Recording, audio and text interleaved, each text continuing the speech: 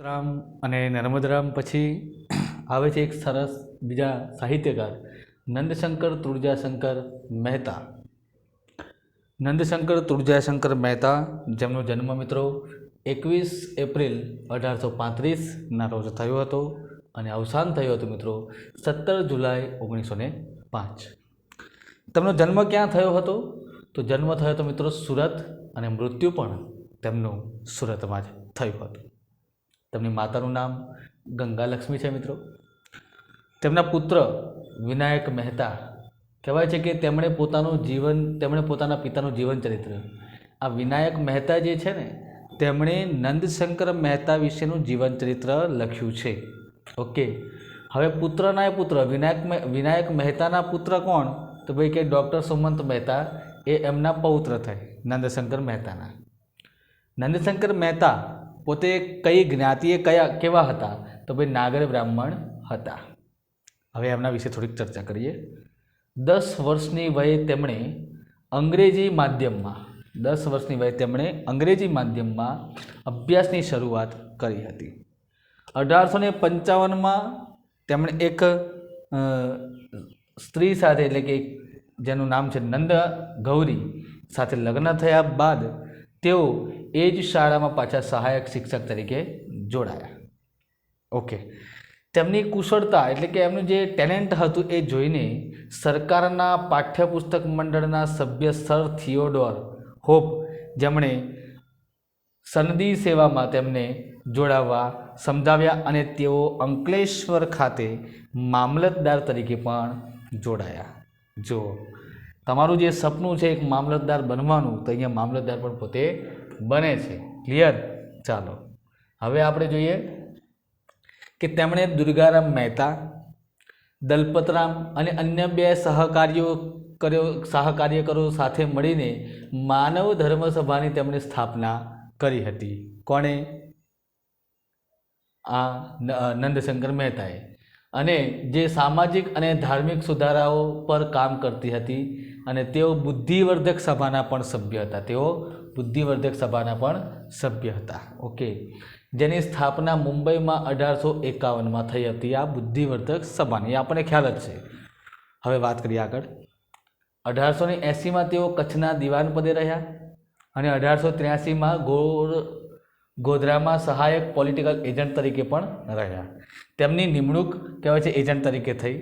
1877માં તેમને રાય બહાદુરનો ખિતાબ પણ પ્રાપ્ત થયો. તેમણે 1863માં મિત્રો કરણ ઘેલો લખવાની શરૂઆત કરી, જેના માટે આપણે જાણીએ છીએ કે સૌ પ્રથમ નવલકથા જે છે કરણ ઘેલો એ નંદશંકર મહેતાએ લખી હતી. શરૂઆત એમણે 1863માં કરી અને 1866માં આ પુસ્તક રૂપે પ્રકાશિત થઈ, જે ગુજરાતી ભાષાની પ્રથમ મૌલિક નવલકથા છે મિત્રો. નવલકથા તો ખરી, પરંતુ કેવી? મૌલિક. આ નવલકથા ગુજરાતના વાઘેલા વંશના છેલ્લા રાજા કર્ણદેવ બીજો, જેનું જીવનકાળ છે 1297થી 1304નું, અને આ જીવનચરિત્ર ધરાવે છે, જેની અલાઉદ્દીન ખિલજીની તુર્કીશ સેના સામે 1298માં આકરી હાર પણ થઈ હતી. એનું વર્ણન નંદશંકર મહેતાએ, કહેવાય છે કે કરણ વાઘેલાની મૂળ વાર્તા અને અન્ય ઐતિહાસિક ઘટનાઓ રાસમાળા નામના ગ્રંથમાંથી લઈને થોડું ઘણું ગ્રંથસ્થ નવલકથામાં કર્યું છે. આગળ આપણે બાબત જોઈએ જરા.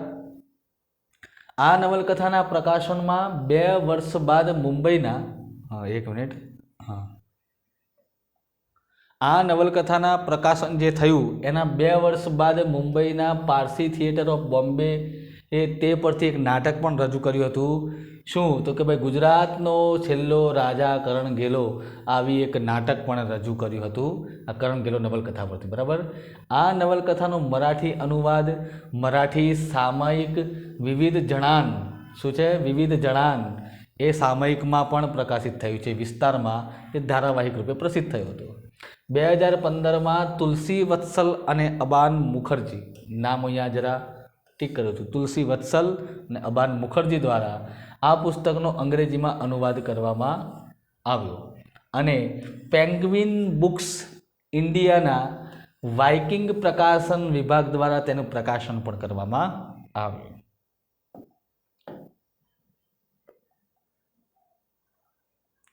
હવે સુરતના 3 નન્નાઓ છે મિત્રો.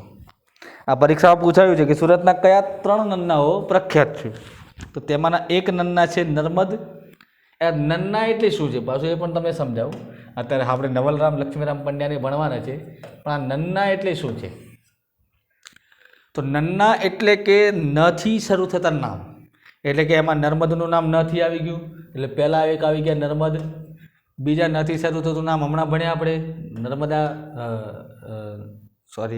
નંદશંકર મહેતા. ઓકે, તો આપણે એ પણ જરા જોઈ લઈએ.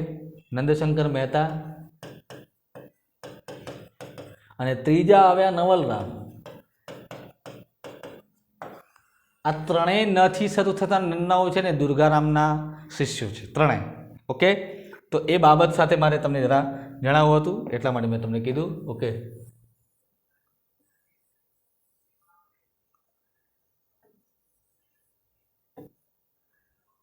ચાલો હવે આપણે વાત કરીએ. તો નવલરામ લક્ષ્મીરામ પંડ્યા, જન્મ 9 માર્ચ 1836, મૃત્યુ અવસાન 7 ઓગસ્ટ 1888. તેમનો જન્મ થયો છે મિત્રો એમનો પણ સુરતમાં જ. અને આ સુરત, આ 3 નન્નાઓ પાછા સુરતના જ છે, જો નંદશંકર, નર્મદ અને નવલરામ. ઓકે, ઉપનામ શું છે? તો વૈદ્ય નિર્દબકર આનંદકાર. વૈદ્ય નિર્દબકર આનંદકાર, કેવું સરસ નામ છે. આનંદને પ્રદાન કરનાર વ્યક્તિને પાછા વૈદ્ય. ગુજરાતી ભાષાના આદિ વિવેચક, ગુજરાતી ભાષાના નાટ્યકાર, કવિ, નિબંધકાર, શિક્ષણશાસ્ત્રી અને સાથે સાથે પત્રકાર. પોપટલાલ જેવા નહીં, ઓકે, પરંતુ પત્રકાર હતા. તેઓ ગુજરાત શાળા પત્રના પણ તંત્રી અને બાળ વિવાહ નિષેધક મંડળીના મંત્રી રહ્યા છે. તંત્રી અને મંત્રી બંને ચૂક્યા રહી ગયા છે. સર્જનની એમણે વાત કરીએ તો એમણે મહારાજ લાયબલ કેસ વિશે 250 પાનાની ઇનામી દીર્ઘ પદ્ય રચના 1863 કરી, જે સાહિત્ય ક્ષેત્રે એમણે પ્રસ્થાન કર્યું. આ ઇનામી દીર્ઘ પદ્ય રચના એટલે શું? કે જેમાં ઇનામ આપવાને પાત્ર હતું. કરણ ગેલો જે નવલકથા છે એના વિશે ગુજરાત મિત્રમાં વિવેચન લેખ 1867 પ્રગટ કરી ગુજરાતી ગ્રંથાવલોકનના પ્રારંભક પ્રથમ પહેલી વાર બન્યા તેઓ નવલરામ. ઓકે,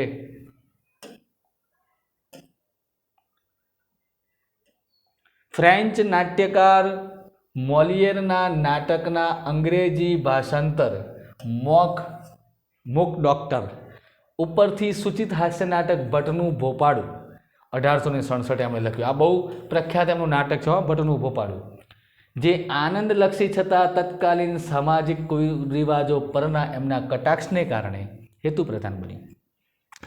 રાસમાળામાંથી વસ્તુ લઈને એમણે રચેલું નાટક વીરમતી 1869, જે પ્રથમ 2 ગુજરાતી ઐતિહાસિક નાટકોમાંનું એક અને પાશ્ચાત્ય પરંપરા અનુસારનું છે. શું કહે છે?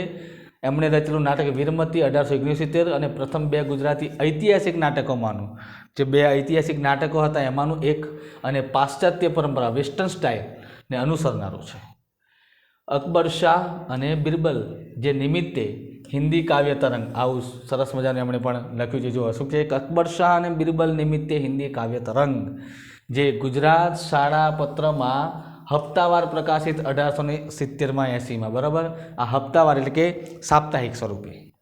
બાળ લગ્ન 32 1876 સુધારાના હેતુવાળી કરુણ ગર્ભહાસ્યની તો બાળ ગર્ભાવલી 1877 નારી જીવનના આદર્શની આવી બોધક રચનાઓ પણ એમણે આપી છે. હવે સંસ્કૃત મહાકાવ્ય મેઘદૂત જે આપણા કાલિદાસનું છે 1870 એમણે આપેલા ભાષાંતર કલાનો પણ આદર્શ આલેખ્યો છે. મતલબ કે એમણે ભાષાંતર એટલે ટ્રાન્સલેટર તરીકે પણ એમણે સેવાઓ આપી છે. ભાષાંતર માટે નવો એક સંયોજાયેલો માત્રામેળ મેઘછંદ એમણે આપ્યો. મૂળ વિપ્રલંબ શૃંગારની પ્રૌઢિને ઝીલવામાં અસફળ રહ્યો છે. મતલબ કે મેઘછંદ આપનાર કોણ? તો નવલરામ. ઓકે, તો આ બધી બાબતો ખાસ યાદ રાખજો.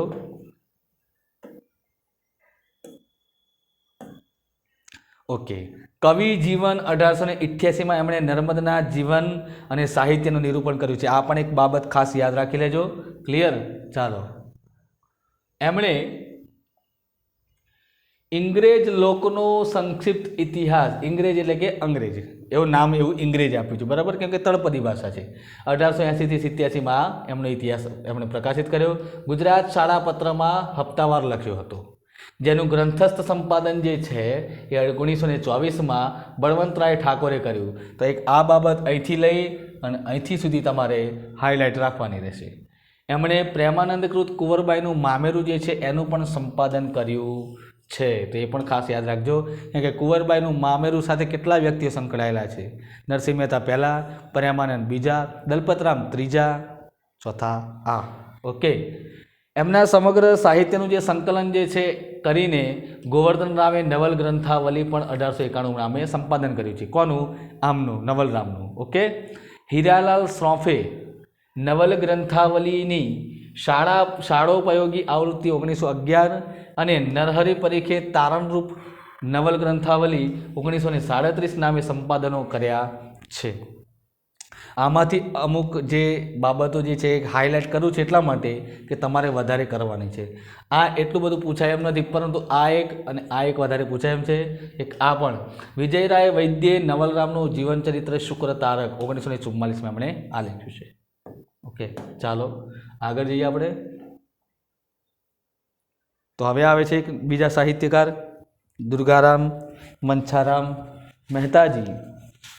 ઘણા લોકો દવે પણ કહે છે, તો ઘણા લોકો એમને મહેતાજી પણ કહે છે. તો સ્વાભાવિક છે કે ગામના મહેતાજી હોય તો એમને મહેતા પણ કહેતા, તો કેટલાક લોકો એમને મહારાજ કહેતા, કેટલાક જોશી કહેતા. તો એવું બધું રચનાઓ જે છે એ બધી આવતી રહેતી હતી. ઓકે, ચાલો.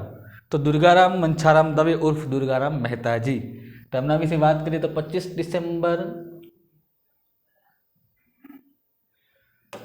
1809 જન્મ અને 1876માં તેમનું અવસાન થયું હતું. તારીખ આપણે કોઈ નક્કી શું કહેવાય કે યાદ રાખવાની જરૂર નથી, પણ આ 25 ડિસેમ્બર આવે એટલે યાદ રાખવાનું કે એમનો જન્મદિવસ હોય. અને જન્મદિવસ આવતો હોય અને એ પછીની કોઈ 1-2 એક્ઝામ આવતી હોય તો સ્વાભાવિક રીતે આ પરીક્ષામાં પૂછાય. એનું એક ઉદાહરણ તમને 2019નું આપું. દુર્ગારામનો એક પ્રશ્ન પૂછાયો હતો, કેમ ઓક્ટોબરમાં એક્ઝામ લેવાય, 20 ઓક્ટોબરે એક્ઝામ લેવાય અને ડિસેમ્બર હવે 2-1.5 મહિના પછી આવવાનો જ હતો. તો સ્વાભાવિક છે, કરંટ બેઝ આવનાર ભવિષ્યનું અને ભૂતકાળ બંને રીતે પૂછાય છે, બરાબર. જન્મ સુરતમાં જ છે. જ્ઞાતિ વડનગરા નાગર બ્રાહ્મણ. ગુજરાતમાં સમાજ સુધારાના આદ્ય પ્રવર્તક એમને ગણવામાં આવે છે. મહિપતરામે તેમનું જીવન ચરિત્ર મહેતાજી દુર્ગારામ મંછારામ ચરિત્ર, શું કહે છે? મહેતારામ દુર્ગાજી મંછારામ ચરિત્ર કોણે લખ્યું? મહિપતરામે તેમના જીવન ચરિત્ર લખ્યું છે 1879. શીર્ષક હેઠળ લખેલ છે, જે દુર્ગારામની રોજનીશી પર આધારિત છે. આ રોજનીશી શું છે? તો દુર્ગારામે કહેવાય છે કે નર્મદ પહેલાં પણ રોજનીશી સ્વરૂપે, એટલે દરરોજ જે પેલા છાપાઓ આવતા હોય એમાં પેલું કહેવાય છે કે એમની પોતાની આત્મવૃત્તાંત જે છે એ રજૂ કરેલું હતું, બરાબર છે. તેમણે પ્રાથમિક શિક્ષણ સુરત ખાતે લીધું હતું અને ત્યારબાદ મુંબઈમાં નેટિવ એજ્યુકેશન સોસાયટીમાં તાલીમ લઈને ત્યાંથી પાછા ફરી 1826માં સુરતમાં તેઓ કહેવાય છે કે શિક્ષક પણ બન્યા હતા. મહિપતરામ રૂપરામ નીલકંઠ પરદેશ જઈને આવ્યા ત્યારે દુર્ગારામે તેમની સાથે બેસીને એક કહેવાય છે કે ભોજન કર્યું હતું, તેથી તેમને નાત બહાર કાઢવામાં આવ્યા હતા. શું કહે છે? મહિપતરામ રૂપરામ નીલકંઠ પરદેશ જઈને આવ્યા ત્યારે દુર્ગારામે તેમની સાથે બેસીને, કારણ કે બ્રાહ્મણ નહોતા, પરનાતના હતા, એટલા માટે એને દુર્ગારામને શું કહ્યું? નાત બહાર કાઢી મૂકવામાં આવી બધી માન્યતાઓ બધી ઘણી બધી હતી. હવે લોકો સુધર્યા છે, હવે લોકો આ બધી પરંપરામાંથી બહાર આવ્યા છે, બરાબર છે. એક આ બધી રૂઢી નકામી છે. હોટલમાં જાઓ છો, હોટલમાં કોણ બનાવે છે શું ખબર છે? તો પછી ભાઈ તમે બધી જગ્યાએ ખાઓ છો તો પછી કોઈ વ્યક્તિ સાથે બેસીને ખાવામાં કંઈ વાંધો શું? આ સ્વાભાવિક છે કે કોઈ તમે પ્રોપર વેજીટેરિયન હો અને તમે કોઈક નોન વેજીટેરિયન સાથે બેસીને ખાતા હોય તો વાત ઠીક છે કે ચલો એને એ ના કરાય, પણ આવું કોઈ વ્યક્તિ સારા છે એની સાથે શું? એક સાહિત્યકાર સાથે બેસીને નહીં ખાય તો શું થશે? જો એક ગુરુ, એક શિક્ષક ક્યારેક શિષ્ય સાથે પણ બેસીને એક થાળીમાં ભોજન લઈ શકે છે, બરાબર. પણ આ બધી માન્યતાઓ હતી. આપણે આના વિશે કંઈ ચર્ચા કરવાનો કોઈ મતલબ નથી. આપણે તો અત્યારે આપણા અર્વાચીન યુગમાં અને આપણે તો આધુનિકમાં છે ને એ પણ પાછા ડિજિટલ યુગમાં આ બધી આપણામાં વાતો આવે નહીં. ક્લિયર? તેમને સમાજ સુધારાની પ્રેરણા રણછોડ દાસ ગિરધરભાઈ ઝવેરી પાસેથી મળી હતી. સમાજ સુધારાની તો ગુજરાતી ભાષાના પ્રથમ સમાજ સુધારક કેવા હોય તો આ કહી શકાય, બરાબર. પણ એ કહેવું પણ થોડું માન ભર્યું. મેં તમને પહેલાં મધ્યકાલીન યુગમાં કીધું હતું ને, દયારામ જેવું, એ રીતે. તો રણછોડદાસ ગિરધરભાઈ ઝવેરી પાસે તેમને મળી હતી. તેઓ મેલી વિદ્યા તથા જંતર મંતરના કટ્ટર વિરોધી હતા તથા વિધવા વિવાહની તરફેણમાં તેમણે અનેક ભાષણો પણ કર્યા હતા. કોણે? રણછોડદાસ ગિરધરભાઈ. દાદોબા પાંડુરંગ પ્રાર્થના સમાજના સ્થાપક આત્મારામ પાંડુરંગના ભાઈ, આત્મારામ પાંડુરંગ આઠવેલ, બરાબર છે.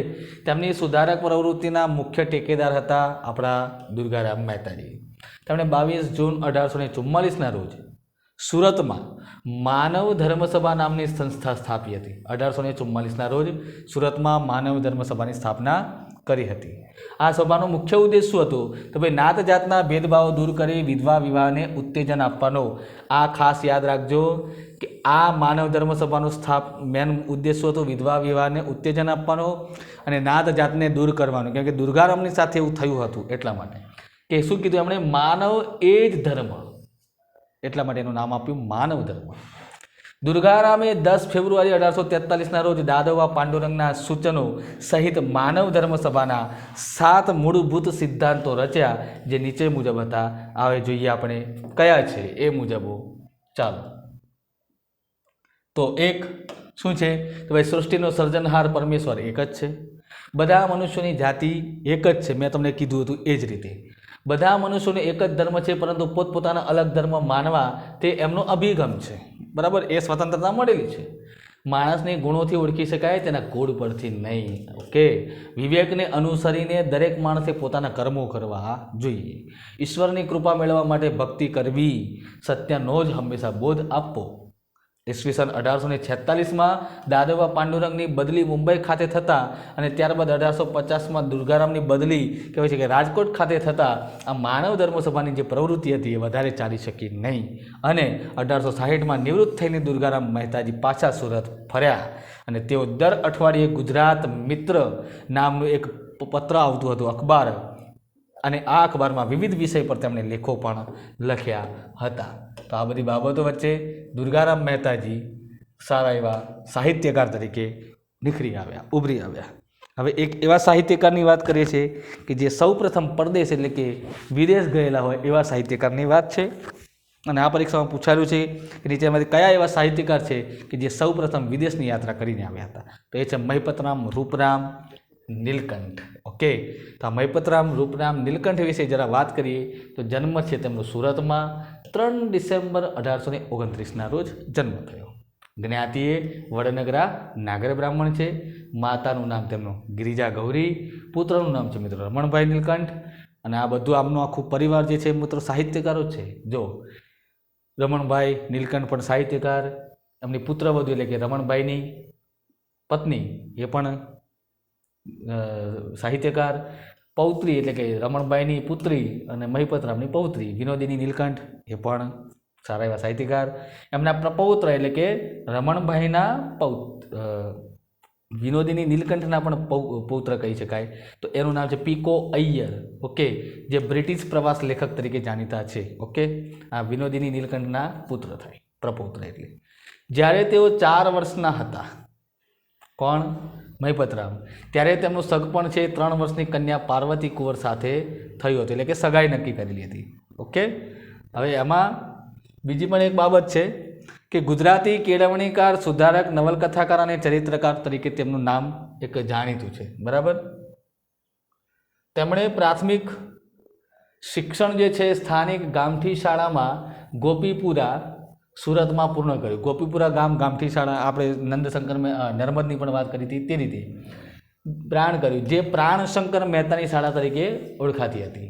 1859માં તેમની નિમણૂક જે છે એ હોપ વાચનમાળા સમિતિમાં શાળા પાઠ્યપુસ્તક સમિતિના સભ્ય તરીકે કરવામાં આવી. તેમને 27 માર્ચ 1860ના રોજ કોલેજના શિક્ષણનો અભ્યાસ કરવા માટે ઇંગ્લેન્ડ મોકલવામાં આવ્યા.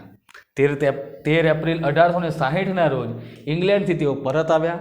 પછી 1850માં તેમણે પરહેજદાર સામયિકનું પણ સંપાદન કર્યું. કયું સામયિક? પરહેજદાર સામયિકનું સંપાદન કર્યું હતું. અને શૈક્ષણિક માસિક ગુજરાત શાળા પત્ર 1862થી 78, 1887થી 91નું પણ સંપાદન કાર્ય તેમણે સંભાળ્યું હતું. 1857માં 10 મહિના માટે તેમણે સુધારાવાદી સાપ્તાહિક સત્યપ્રકાશનું સંપાદન કાર્ય પણ સંભાળ્યું હતું. તો આ બધી બાબતે તેઓ ખૂબ આગળ રહ્યા છે. હવે ક્યાંક ને ક્યાંક એમના સર્જન અને એમના હજી વિશે પણ કંઈક સારી ચર્ચાઓ છે, તો એ પણ કરી લઈએ જરા છું. તો 1855માં તેમને રાવ સાહેબ અને Companion of the Order of the Indian Empire CIA ખિતાબ બ્રિટિશ સરકાર દ્વારા એનાયત કરવામાં આવ્યો હતો. જો કયા કયા, તો એક છે રાવ સાહેબ અને એક બીજો છે Companion of the Order of the Indian Empire CIA ખિતાબ પણ બ્રિટિશ સરકાર દ્વારા પ્રાપ્ત થયો. તેઓ અમદાવાદ મ્યુનિસિપલ કોર્પોરેશનના કમિશનર અને ચેરમેન પણ રહ્યા હતા. બહુ આટલી સારી મોટી પદવી. તેઓ 30 મે 1891ના રોજ અમદાવાદમાં અવસાન પામ્યા. આ બધી બાબતો એક પૂછાઈ શકે. તેમના પુત્ર રમણભાઈ નીલકંઠ પણ લેખક હતા, એ આપણે જાણીએ છીએ, અને અમદાવાદના મેયર પદે રહ્યા હતા. કોણ? રમણભાઈ નીલકંઠ. 17 ડિસેમ્બર 1892ના રોજ મહિપતરામ રૂપરામ આશ્રમ નામના અનાથ આશ્રમની સ્થાપના અમદાવાદના રાયપુર વિસ્તારમાં કરવામાં આવી, તેમની યાદમાં કરવામાં આવી હતી, જે હવે ભારતના સૌથી જૂના અને સૌથી મોટા અનાથ આશ્રમોમાંનો એક અનાથ આશ્રમ છે, મહિપતરામ રૂપરામ નીલકંઠ આશ્રમ. ઓકે, બહુ સારું ઉમદા કાર્ય કહેવાય, બરાબર છે. હવે વાત કરીએ એમના સાહિત્ય સર્જનની. સાહિત્ય સર્જનમાં ગુજરાતી સાહિત્યનું પ્રથમ પ્રવાસ વર્ણન ઇંગ્લેન્ડની મુસાફરી 1862 કરવામાં આવ્યું હતું.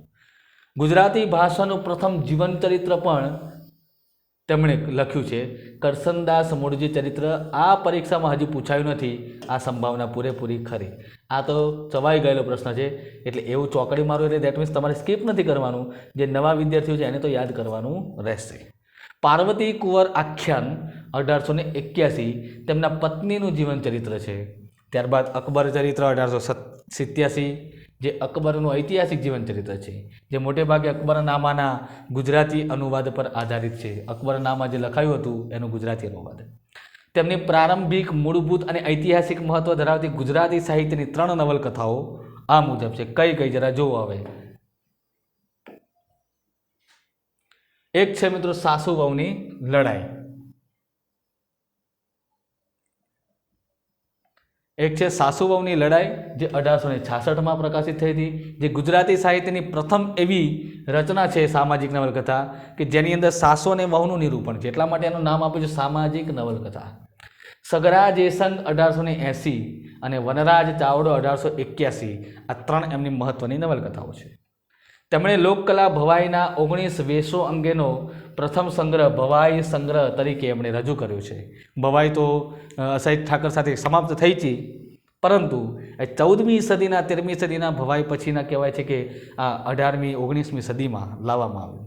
તેમણે શાળાના પાઠ્યપુસ્તકો જેમ કે ગુજરાતી ભાષાનું નવું વ્યાકરણ 1883 અને વ્યુત્પત્તિ પ્રકાશ 1889 પણ લખ્યા છે. તો આવા ઉમદા ક્ષેત્રે પણ પોતાનું ઉમદા કાર્ય જે છે એ રજૂ કર્યું છે. અને આપણા આ યુગના અંતિમ સાહિત્યકાર છે મિત્રો રણછોડભાઈ ઉદયરામ દવે. ઓકે, હવે રણછોડભાઈ ઉદયરામ દવે વિશેની આપણે ચર્ચા કરીએ. તો બહુ મોટા ગજાના પણ નાટ્યકાર, સાહિત્યકાર છે. જન્મ જેમનો છે મહુધા, જે જિલ્લો ખેડામાં આવેલું છે. 9 ઓગસ્ટ 1837થી 9 એપ્રિલ 1923 સુધીનો એમનો સમયગાળો છે. તો આ જન્મજયંતિ યાદ રાખજો, 9 ઓગસ્ટ. ઓકે, અવસાન છે મિત્રો મુંબઈ. શાનાથી? તો ત્રિદોષના હુમલાથી એમની ટૂંકી માંદગી બાદ, એટલે બહુ લાંબા સમય સુધી માંદા ન રહ્યા, એ ભગવાનની એક સારી કૃપા કહેવાય, અને એમનું અવસાન થયું. ગરબી ગુજરાતી ભાષાના આદ્ય નાટ્યકાર કહેવાય છે. ગરબી ગુજરાતી એટલે આપણે ગુજરાતી ભાષાના પ્રથમ આદ્ય નાટ્યકાર તરીકે રણછોડભાઈ ઉદયરામ દવેને જાણવામાં આવે છે.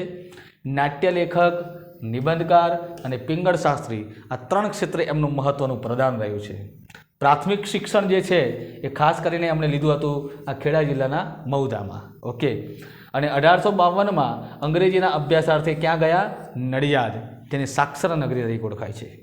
1857માં બરાબર છે અમદાવાદમાં લો ક્લાસમાં દાખલ થયા. લો ક્લાસમાં એટલે મિડલથી પણ લો. પહેલાં સરકારી ખાતામાં, ત્યાંના કલેક્ટરની ઓફિસમાં, હવે ક્યાં ક્યાં નોકરી કરી છે બધું બતાવે છે. પહેલાં સરકારી ખાતામાં ત્યાંના કલેક્ટરની ઓફિસમાં, પછી 1863માં અમદાવાદના અગ્રણી એક વેપારી હતા જેનું નામ છે મિત્રો બહેચરદાસ અંબાઈદાસ, જેના વતી એમની જગ્યાએ એક મેસર્સ લોરેન્સની કંપનીમાં તેઓ જોડાયા હતા. બરાબર છે.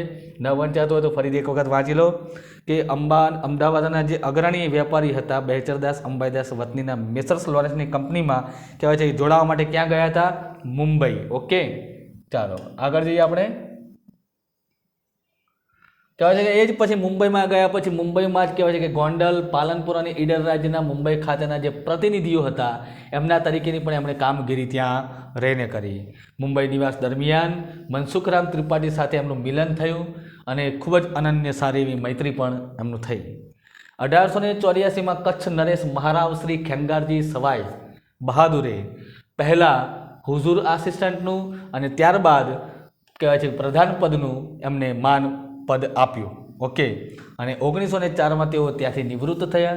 1912માં વડોદરામાં એક ભરાઈ સભા ગુજરાત સાહિત્ય પરિષદની જે સભા હતી એના પણ પ્રમુખ બન્યા. ક્યારે? 1912માં. તો તમને પરીક્ષામાં પૂછાય કે 1912માં અથવા તો રણછોડભાઈ ઉદયરામ દવે ગુજરાતી સાહિત્ય પરિષદના પ્રમુખ નીચેનામાંથી કઈ સાલમાં થયા હતા અથવા તો બન્યા હતા? તો 1912 તમારે લખવાનું રહેશે. 1915માં કહેવાય છે કે બ્રિટિશ સરકારે દિવાન બહાદુરનો બહુ મોટો ઇલકાબ એમને પણ આપી દીધો. તો આ એક યુગ એવો છે મિત્રો, સુધારક યુગ, કે જેમાં 3 એવા સાહિત્યકારો છે જેમને બ્રિટિશ સરકારે સારા એવા ઇલકાબ આપ્યા. હવે બ્રિટિશ સરકારે આ લોકોને ઇલકાબ કેમ આપ્યા એમના પહેલાં કે પછી નહીં, તો તમારે એટલું સમજવું જોઈએ કે પરીક્ષામાં શોર્ટ ટ્રીક તમારે યાદ રાખવાની છે કે 18મી સદીની અંદર ઈસ્ટ ઇન્ડિયા કંપની આવી જે મોસ્ટ ઓફ બ્રિટિશરો હતા. અને આ 18મી થી 19મી સદીનો જે 100 વર્ષનો એટલે 150 વર્ષનો સમયગાળો છે ગાંધીજીના પહેલાંનો, એ સમયની અંદર જેણે જેણે બ્રિટિશ સરકારના જે ખિતાબ પ્રાપ્ત કર્યા હશે એ સુધારક યુગના હશે મુખ્યત્વે. બરાબર, એટલે આપણે સાક્ષર યુગ કે ગાંધી યુગ કે અનુગાંધી એ બાજુ તરફ જવાની જરૂર નથી. હવે આગળ આપણે ચર્ચા કરીએ જરા. તો આવે છે એમના સર્જનની વાત. તો સર્જન ક્ષેત્રે એમણે સૌથી વધારે આદ્ય નાટ્યકાર કહેવાય છે. તો એમના જે નાટકો જે છે એ ખાસ યાદ રાખવાના. જેમ કે એમનું નાટક છે મિત્રો જયકુમારી વિજય, જે એમને નાટક છે જે હાલ અત્યારે જયકુમારી વિજય તરીકે ઓળખાય છે, એ એકચ્યુઅલી જે કુંવરનો જે હતું નાટક. એ પહેલાં એનું નામ જે કુંવરનો જે નાટક હતું, જે બુદ્ધિપ્રકાશ નામનું જે સામયિક જે ગુજરાત વર્નાક્યુલર સોસાયટી પ્રકાશિત કરે છે એમાં ધારાવાહિક નાટક રૂપે એ લખવાની શરૂઆત એમણે કરી હતી. કેમ કે શરૂઆતમાં દરેક વ્યક્તિ છે ને અને ગુજરાતી વ્યક્તિ હોય એ હંમેશા કોઈ પણ બિઝનેસની અંદર ઇન્વેસ્ટમેન્ટ કરતાં પહેલાં વિચાર કરે થોડી વાર કે હું ઇન્વેસ્ટમેન્ટ કરીશ તો મારે કેવી રીતે પ્રોફિટ બધું આવશે. એટલે એમણે ઇન્વેસ્ટમેન્ટ કરવાની શરૂઆત કેવી કરી, એટલે દેટ મીન્સ નાટક લખવાની શરૂઆત કેવી રીતે કરી? એક પત્રની અંદર, જેમાં ધારાવાહિક રૂપે આવતું હતું.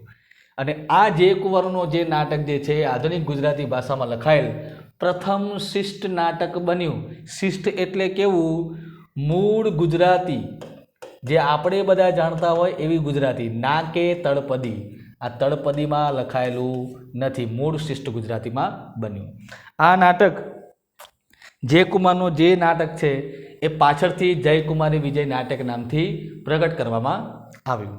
બીજું એક છે લલિતા દુઃખદર્શક, જેને ગુજરાતી ભાષાનું પ્રથમ કરુણાંત નાટક કહેવાય છે. દુઃખદર્શક, તો દુઃખ હોય તો ત્યાં કયો રસ ભાવ પ્રગટે? કરુણ રસ. તો આ પ્રેમરાય અને ચારુમતી, તો આ લલિતા દુઃખદર્શક જે છે પ્રથમ કરુણાંત નાટક. ત્યારબાદ એમનું બીજું નાટક છે પ્રેમરાય અને ચારુમતી. બાણાસુર, મદમર્દન, મદાલસા અને ઋતુધ્વજ, નળ દમયંતી, રાજા નળ અને દમયંતીનું જે વર્ણન જે છે આપણે જરા ઘણી વખત જોઈએ છીએ નળ દમયંતીનું, કે ભાઈ નળ દમયંતીનું મુખચંદ્ર જેવું સુંદર છે. આ બધા અલંકારોના જે ઉદાહરણમાં જે સુખ્યાત પામીને દમયંતી જે છે એનું આ ઉલ્લેખન. હરિશ્ચંદ્ર નાટક, તારામાંથી સ્વયંવર નાટક પણ ખૂબ કહેવાય છે કે રંગભૂમિ ઉપર પ્રદર્શિત થયેલું. નિત્ય શૃંગાર નિષેધક રૂપક, વૈરનો વાસે વસ્યો વારસો અને વંઠેલ વિરહાના કુડા નૃત્ય, આ બધા એમના નાટકની રચનાઓ છે. તો આ રીતે રણછોડરામ ઉદયરામ દવે નાટક ક્ષેત્રે પોતાની પ્રસિદ્ધિ જે છે પામી ચૂક્યા છે. હવે વાત કરીએ તેમના કાવ્યશાસ્ત્રની. તેમણે નાટ્ય પ્રકાશ નામનું કાવ્યશાસ્ત્ર, રસ પ્રકાશ, અલંકાર પ્રકાશ, બરાબર, શ્રાવ્ય કાવ્ય, રણપિંગળ ભાગ 1, 2, 3, ફારસી કવિતા રચના અને રૂબાઈ, ડિંગલ અથવા મારવાડી ગીત રચના, આ એમના કાવ્યશાસ્ત્ર છે. વાત કરીએ કે કયા કયા એમના ગ્રંથોનું એમણે અનુવાદ કર્યું છે, તો પહેલું સંસ્કૃત પુસ્તક લે છે હિતોપદેશ, બીજો છે નાટ્ય કથારસ, પછી ઇંગ્લિશમાં છે લેમ્પ્સ ટેલ્સ ફ્રોમ શેક્સપિયર, અન્ય સાથે શેક્સપિયર, કથા સંગ્રહ અને કથા સમાજ. તો આ એ છે, બરાબર. તો એ પણ બાબત યાદ રાખવાની છે. ને એમણે એક ઇતિહાસ પણ લખ્યો છે મિત્રો, કચ્છ દેશનો ઇતિહાસ. આ કચ્છ દેશ હતું જે હાલ અત્યારે રાજ્ય છે, તો એ ઇતિહાસ વિશે ખાસ યાદ રાખજો. આ કચ્છ દેશનો ઇતિહાસ લખનાર એકમાત્ર વ્યક્તિ છે રણછોડરાય ઉદયરામ દવે. અને અહીંયા આપણે સુધારક યુગ, નર્મદ યુગ, દલપત યુગ એટલે કે અર્વાચીન યુગની અહીંયા સમાપ્તિ કરીએ છીએ. અને નવા યુગ સાથે નવા લેક્ચરમાં, આગામી લેક્ચરમાં મળીશું. ત્યાં સુધી see you at next lecture. Wish very all the best. Jai Hind.